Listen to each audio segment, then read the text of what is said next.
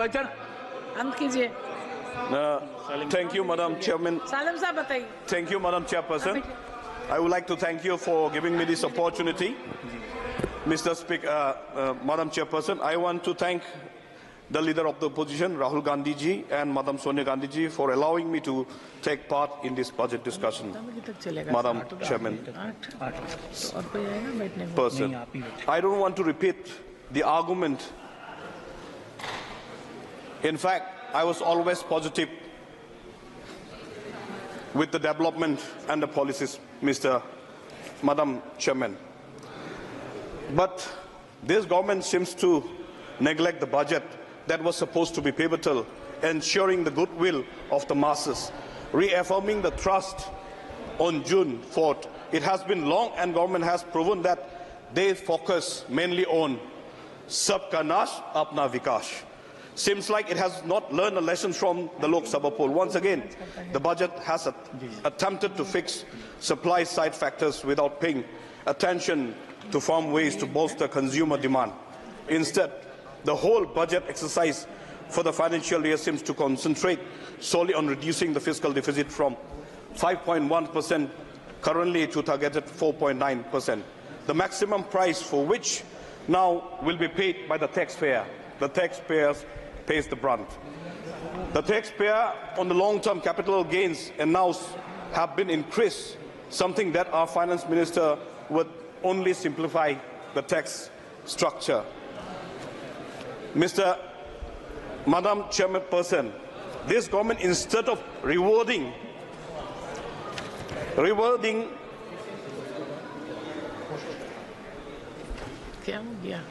all the other states,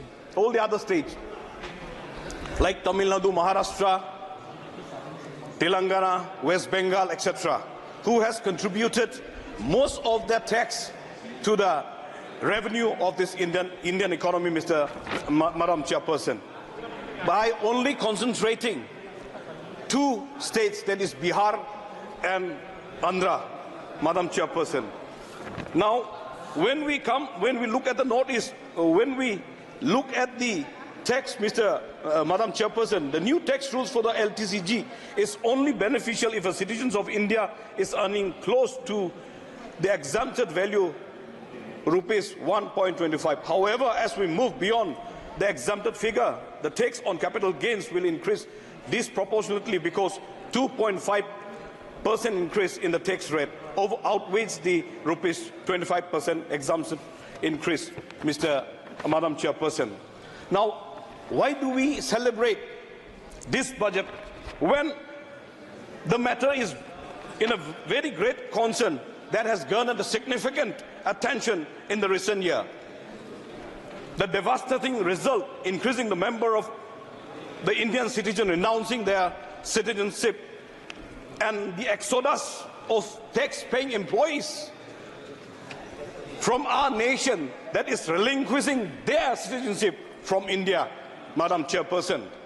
Now, when you look at the ME report, approximately 1.87 million Indians are renouncing. In 2022, post-COVID, 225,000 individuals that have renounced, relinquished their citizenship from the Indian. In 2023, more than 2 lakhs, Madam Chairperson. Now, when we come to the flood budget,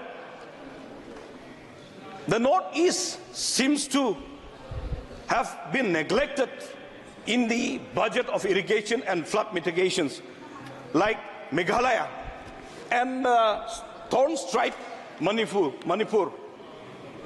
Madam Chairperson, the government seems to have not even touched the Northeast, as an evidence by the situation in Manipur. There has been a lack of initiative to ensure the health and the well-being of the women in the region. Despite Assam being the highest maternity and mortality rate, the government prioritized expanding only the banking. When the women themselves will die, what is the purpose of banking, ma'am? So therefore, I urge the government to address this disparity issue, provide immediate aid to the riot-stricken people at the very least, establish well-equipped and healthcare or hospitals to meet their needs. I want to focus mainly on the Meghalaya, Madam Chairperson. Ugly surprises, uncertainty that very occurs with no hope of predicting them in real time. When you look at the Manipur, ma'am, there has not been much effort to weigh the situations. No common framework seems to exist to set the rules for doing so. The victims of Manipur could not have foreseen what was going to happen and how the government was going to deal with the livelihood meltdown of thousands of Manipuris. The notions that livelihood meltdown are scarce and myriad, since no other states don't generally happen these kinds of incidents, ma'am. These are the failures of the government, and it's very, very much unfortunate. When we come to the Meghalaya, Madam Chairperson, the Meghalaya has taken the resolutions on Garo Khasi language to be included in the 8th schedule, when we could have portrayed a beautiful language in this wonderful, diversified decorum of the country. And another one, ILP, that is also been taken a resolution on the floor of the House, Madam Chairperson. Now, we know that in the Northeast, it has got quite alarming check of illegal immigration. Just few days back, hundreds of Rohingya immigrants, they have already migrated to India. Now we don't have the proper checking point, ma'am. So that's why if we could do it, serious checking in this border region. Last, ma'am. Now, rampant smuggling is happening.